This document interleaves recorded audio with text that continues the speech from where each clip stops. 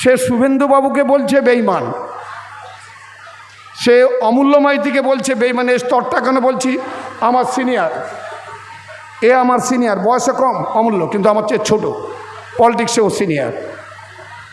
ওকে বলছে বেঈমান, আমাকে এখন বলছে বেঈমান। ভাবতে পারেন? আপনাদের একটু মনে করি দেই, 2017 সাল, 2016 সালে সিপিএম কংগ্রেসের জোটের এমএলএ মানস মিয়া সর্বকালে রেকর্ড ভোট পেয়েছিল। যারা সিপিএমের অনেকেই আছেন আমাকে বলেছে আমি আপনার সঙ্গে আছি, আমিও আপনাদের সঙ্গে আছি। পরবর্তী পর্যায়ে 2017 সালে উপনির্বাচনে 64,000 ভোটে জিতেছে। তার নায়ক হচ্ছে এই শুভেন্দু অধিকারী। এই শুভেন্দু অধিকারী, ওর নির্দেশে আমি ইলেকশন কন্ট্রোল করেছি। উনি ওখান থেকে প্ল্যানিং করেছেন, আমি এখান থেকে যা করার করেছি। এবং মারা গেছে একটি ছেলে নান্টু বলে নদীর ওপারে। তারা সকলেই বেঈমান। শুধু একমাত্র ভারতরত্ন, ভারত বিখ্যাত কবিরত্ন, আর যা যা উপাধি আছে সব উপাধিগুলো দিলে সে হচ্ছে একটি মাত্র লোক। সেই লোকটি হচ্ছে আমার বর্তমান সবংয়ের ভূমিপুত্র, 1982 সাল থেকে বিধায়ক, এখন তিনি 2টো দপ্তরের মন্ত্রী, কয়েক হাজার কোটি টাকার মালিক। আপনারা সকলেই জানেন, আপনারাই নিজেরা রিপোর্ট করছেন যে মদ দোকানের জন্য তিনি বিভিন্ন জায়গায় মিটিং বলছে মদ খাবেন না, মদ খেলে কিন্তু কেলেঙ্কারি, পুলিশকে বলছে ওকে ধরে নিয়ে আসুন, যা বলবে তাই করতে হবে। সে এখন নিজেই মদের দোকান করে বসে আছে, আর টাকার ফ্যাক্টরি। রিজার্ভ ব্যাঙ্ক তো হচ্ছে এখন ভারতবর্ষের রিজার্ভ ব্যাঙ্ক হচ্ছে সবং, তার নেতা হচ্ছে মানস মিয়া। শুভেন্দুবাবু আমাকে একটা নির্দেশ দিয়েছেন যে অমূল্যদাকে আপনি কিন্তু ছেড়ে থাকবেন না, কারণ সে ছোট ভাই, আপনি বড় ভাই, যেন এই সম্পর্কটা আমাদের নষ্ট না হয়। আমি অক্ষরে অক্ষরে সেটা পালন করার চেষ্টা করছি। তারপরে আমার আছে জেলার সভাপতি, অত্যন্ত প্রিয়, অত্যন্ত আপনজন আমাদের তন্ময় দাস। সঙ্গে সঙ্গে আমাদের জেলার কার্যকর্তা, আমার দলের কার্যকর্তারা, মহিলা এবং যুব এবং কৃষক, বিভিন্ন সংগঠনের যারা কর্মকর্তা আছেন তাদেরকে, এবং আমার আরেকটি অত্যন্ত প্রিয়জন মানুষ আছেন যিনি হচ্ছেন শিশির কুলভি। শিশির কুলভি আমার ঘাটাল সাংগঠনিক জেলার সহসভাপতি, এবং তার চেয়েও আরও গুরুত্বপূর্ণ হয়তো শিশির আস্তে আস্তে একটু নিয়ে যাবে, কারণ ওর ছেলে যেভাবে উঠে এসছে ধ্রুবতারার মতো, আমার খুব প্রিয় পাত্র। আমি তাকে খুব শুভেচ্ছা জানাই, ভালোবাসা জানাই। এবং আরও আমার অন্যান্য নেতৃবৃন্দ আছেন, মহিলা নেত্রী সব আছেন, আমাদের পুলিশ পার্সোনেল যারা ল অ্যান্ড অর্ডারটা কন্ট্রোল করে।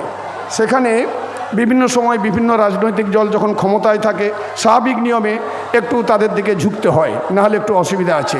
কালকে আপনারা সরকারে আসুন, দেখবেন আপনাদেরকেও একটু ঝুঁকবে, কিছু করার নাই। এটালে আপনারা রাগ দুঃখ করার অবকাশ নেই। আমি সরকার পক্ষে ছিলাম নি এরকম ব্যাপারটা আছে, কিন্তু সংগঠনটা আমি বুঝি, যার জন্য পালসের বিটটা আমি বোঝার চেষ্টা করি, কে ক্যালসের বিট নিয়ে চলে। আমি ডাক্তারি করি না, কিন্তু রাজনৈতিক একজন সাধারণ কর্মী হিসাবে আমি মানুষের হৃদয়ের কথা বোঝার চেষ্টা করি, যার জন্য আমার পরিচিতি আপনাদের সঙ্গে। কারণ আমি কোনো শিল্পপতির ছেলে নয়, আমি কোনো সুরকার বা গায়ক বা সাংবাদিক নয়, কিন্তু আপনার সবংয়ের সঙ্গে, আমার সবংয়ের সঙ্গে একটা নারীর টান আছে। যদিও এখন ভূমিপুত্র বলে নয়নের মণি, ধ্রুবতারা, গাছের পাতা, সরকারের ফল আমাদের একজন নেতাকে বলেন, আমি নেতার নাম তুলে বলতে চাইছি না। সে আজকে 1982 সাল থেকে এখানে কন্টেস্ট করে যাচ্ছে। এই সামনে কেলেঘাই দেখছেন না, এই কেলেঘাই সম্বন্ধে গল্প শুনে লাভ নাই। আমার অত্যন্ত প্রিয় মানুষ, যাদের জন্য আপনারা উদ্বাল হয়ে এই একটা টিটটিরে রোদে, বৈশাখের দাবদাহে আপনারা এসছেন। আমি দেখেছি আমাদের পুলিশ পার্সোনাল যারা কত দায়িত্বশীল, দেখুন তারা রোদ্রে দাঁড়িয়ে আছে। আমার তো দেখে খুব কষ্ট হচ্ছে, কারণ ওরা তো কোনো না কোনো বাড়ির ছেলে। আমার বাড়ির ছেলে অনেকে পুলিশে কাজ করে, আর্মিতে কাজ করে, নেভিতে কাজ করে, এয়ারফোর্সে কাজ করে, তাদের কথা ভাবলে খুব কষ্ট হয়। তাই লোকগুলি যারা এসছে, আপনার সেন্ট্রাল ফোর্স এবং আমাদের বেঙ্গল পুলিশ, ওদের যন্ত্রণাটা বুঝুন তো। আপনারা কেউ ওকে একটু জিজ্ঞেস করেন কি এক গ্লাস জল দেবো? বলুন, পুলিশ মানেটা কি, সেটা একটু আপনাদের বুঝতে হবে। এখন পুলিশের যে টোটাল নামটা যদি বিশ্লেষণ করা যায়, ওদের সঙ্গে আমাদের একটা নারীর টান আছে। তা সেই সুবাদে আপনাদের সকলকে শুভেচ্ছা ভালোবাসা জানাই। এই যে কেলেঘাইটা দেখছেন না, এটা শুভেন্দুবাবু আছে, শুনে নেবেন কেলেঘাইয়ের কন্ডিশনটা কি।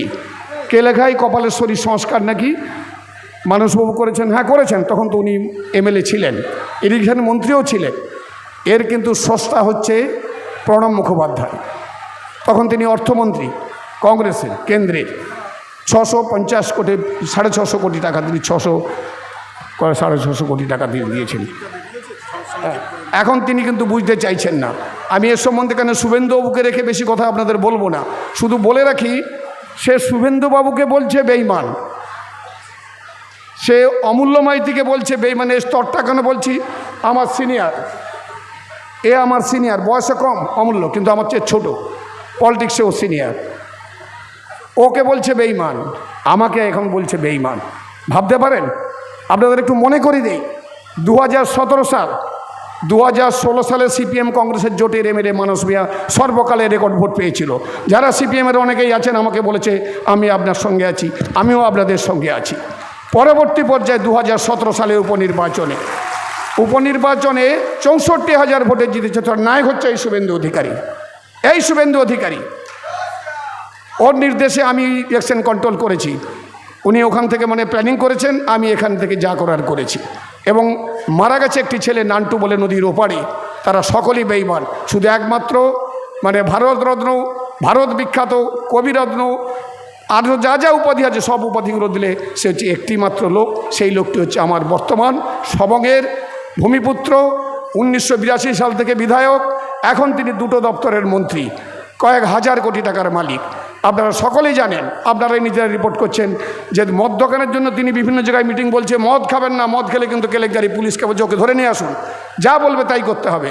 সে এখন নিজেই মদের দোকান করে বসে আছে, আর টাকার ফ্যাক্টরি। রিজার্ভ ব্যাঙ্ক তো হচ্ছে এখন ভারতবর্ষের রিজার্ভ ব্যাঙ্ক হচ্ছে সবং, তার নেতা হচ্ছে মানস মিয়া। সকলে ভালো থাকবেন।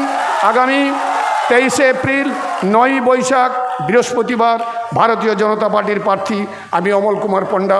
যদি আপনাদের ভালো লাগে পদ্মফুল চিহ্নে ভোট দেবেন, আর যদি না ভালো লাগে ভোট দেবেন না। বন্দে মাতরম। জয় হিন্দ।